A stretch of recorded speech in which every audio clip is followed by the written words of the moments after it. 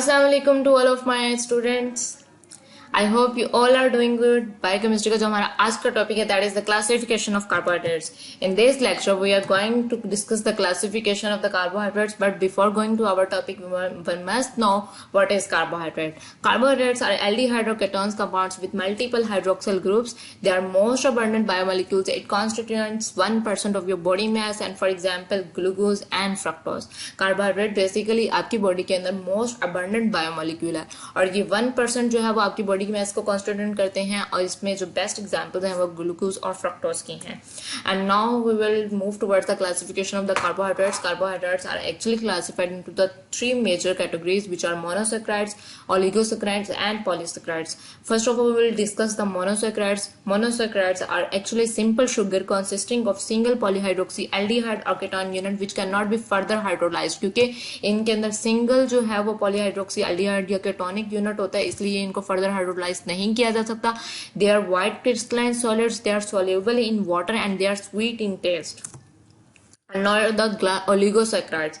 They are the short chain condensation product of 2 to 10 monosaccharide units joined to each other non-covalently through O-glycosidic linkage.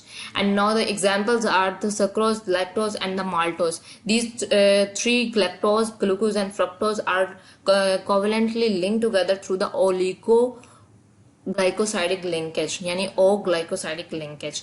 अब मेरा आपसे ये question है, can the human digest oligosaccharides? No. Humans have lacked the ability to properly digest these carbohydrates because we lack the digestive enzyme which is known as the alpha glycosidase. Thus oligosaccharides are not hydrolyzed and are instead passed undigested into your lower tract.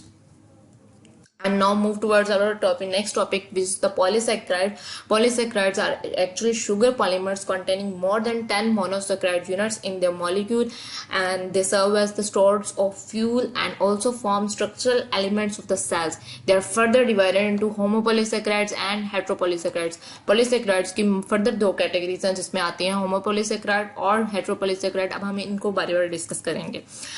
homopolysaccharides में क्या होता है कि homopolysaccharides जो हैं वो जब इनको हाइड्रोलाइज किया जाता है तो ये फर्दर एक ही किस्म के मोनोमर्स जो हैं वो यील्ड करते हैं. For example starch, chitin and cellulose.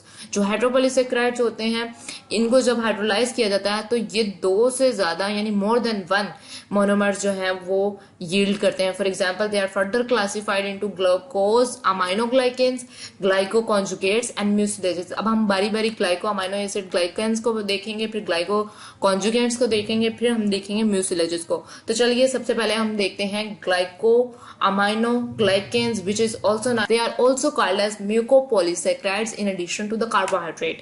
They also contain acid group. अब GAGS की खासियत यह कि इनके अंदर एक एसिड ग्रुप मौजूद होता है. For example hyaluronic acid and chondroitin sulphates, blood group polysaccharides and serum mucoids. Hyaluronic acid जो हैं वो क्या होते हैं वो मैं आपको बताती हूँ कि प्लास्टिक सर्जरी में as a lip filler use होते हैं और कुछ लोग जो है वो इनको स्किन के ऊपर अप्लाई करते हैं for the healing of wounds and as a moisturiser. Chondroitin sulphates क्या होते हैं? कॉन्ड्रोइटिन आपकी बॉडी के अंदर एक नेचुरली अकरिंग सब्सटेंस है and it is a vital part of the cartilage, giving it elasticity and helping it retain water. Scientific study से reveal हुआ है कि आपकी बॉडी के अंदर कॉन्ड्रोइटिन जो है वो ऐसे सब्सटेंसेस और ऐसे एंजाइम्स की ब्रेक डाउन करते हैं यानी उनकी एक्टिविटी को रिड्यूस करते हैं जो कि आपके जॉइंट्स के अंदर कोलेजन की को ब्रेक डाउन कर रहे होते हैं, कोलेजन की ब्रेक डाउन कर रहे होते हैं. ठीक है, तो कॉन्ड्रोइटिन सल्फेट्स जो हैं वो किस पर्पस के लिए यूज करते हैं? ऑस्टियोआर्थराइटिस के ट्रीटमेंट में यूज किया जाता है. Now move to our next topic which is glycoconjugate. These include proteoglycans, glycoproteins and glycolipids. Mucilages का सेकेंड नेम जो है वो पोलर ग्लाइकोप्रोटीन है and these are defined as the gelatinous substance containing polysaccharides and protein. This is similar to the gums. Actually ये gelatinous substance होते हैं और gums आपने देखी हुई वो भी एक जिलेटेनियस सब्सटेंस की तरह ही होती हैं. And these include agar, vegetable gums and pectins. Going to discuss the disorder associated with the glucose. अगर आपकी बॉडी के अंदर ब्लड ग्लूकोज लेवल इंक्रीज हो जाता है यानी ग्लूकोज का लेवल जो है वो इंक्रीज हो जाता है तो ये कौन से डिसऑर्डर्स को लीड करते हैं वो हम देखेंगे. Diabetes mellitus, glycosuria and renal sugar threshold which is the maximum capacity of your kidney to reabsorb glucose. आपकी किडनी में जो है वो ग्लूकोज की कॉन्सेंट्रेशन को मैक्सिमम कैपेसिटी के साथ रीअब्सॉर्ब करना स्टार्ट कर देती हैं. That is the disorder. Importance and biological significance of the fructose. अब हम बारी बारी कुछ ऐसे कार्बोहाइड्रेट को डिस्कस करेंगे, कुछ कार्बोहाइड्रेट की एग्जाम्पल्स को डिस्कस करेंगे जिसमें फ्रक्टोज नंबर 1 पे है. डायट्री सोर्सेज का देखते हैं. फ्रूट जूसेस है, हनी है and sugar cane, and this is the sweetest sugar. Seminal fluid जो है वो रिच इन फ्रक्टोज होते हैं और आपकी बॉडी के अंदर जो स्पर्म्स हैं वो फ्रक्टोज को as a energy source utilize करते हैं. स्मेनिफेरस ट्यूबुलर एपिथेलियल सेल्स के अंदर फ्रक्टोज जो है वो ग्लूकोज से बनाया जाता है. अब हम देखते हैं कि इंपॉर्टेंस ऑफ ग्लैक्टोज. ग्लैक्टोज का डाइटरी सोर्स जो है वो डेयरी प्रोडक्ट्स है, and this is the less sweet than glucose used in the synthesis of the milk sugar in the mammary glands. जी हाँ, mammary glands में milk sugar की synthesis के purpose में use होते हैं. It is a constituent of the glycolipids and glycoprotein. It is required for the development of brain and nervous tissue in infants. New infant babies में जो brain और nervous tissue की development होती है उसके लिए glucose required होता है. अब हम देखते हैं लैक्टोज को. Also called milk sugar because it naturally occurs only in milk. On hydrolysis it yields one molecule of the glucose and one molecule of the galactose which are linked together through 1 to 4 glycosidic linkage, and 2 monomer units of lactose are glucose and galactose. जी हाँ, lactose जो है वो 2 monomer unit से मिलकर बना होता है जिसमें लैक्टोज और ग्लैक्टोज है. ये एक्चुअली ओलिगोसैकेराइड है. ठीक है, अब अपने कंफ्यूज नहीं होना. सक्रोज क्या होती है? It is a common table sugar mainly found in sugar cane. It has 1 to 2 glycosidic linkage. 2 monomer units of sucrose are glucose and fructose. Clinical significance इसके देखते हैं कि small amounts of oral sucrose placed in the infant's mouth reduces procedural pain. Maltose yields upon the hydrolysis of the starch, which is also known as the amylase, made up of 2 molecules of glucose. Glycosidic linkage है इसमें कौन सा exist करता है? 1 to 4. Clinical significance देखते हैं. Maltose is digested by the enzyme maltase.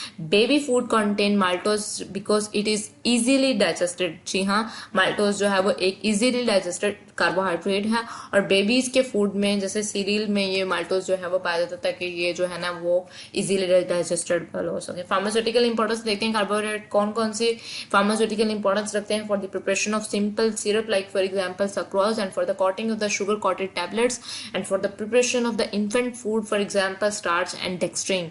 Emulsifying agents में use होता है for example gums, and surgical dressing में यूज होता है for example cellulose and plaster diuretic drugs यानी मेनिनटॉल में बनाने में यूज होते हैं.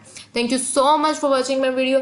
If you are any question regarding this topic then comment section में मुझे जरूर बताइएगा और मेरे इस चैनल को सब्सक्राइब करना मत भूलिएगा. साथ ही साथ बेल आइकन को प्रेस कर लीजिएगा ताकि मेरी हर आने वाली नई वीडियो आपके पास पहुंचती रहे.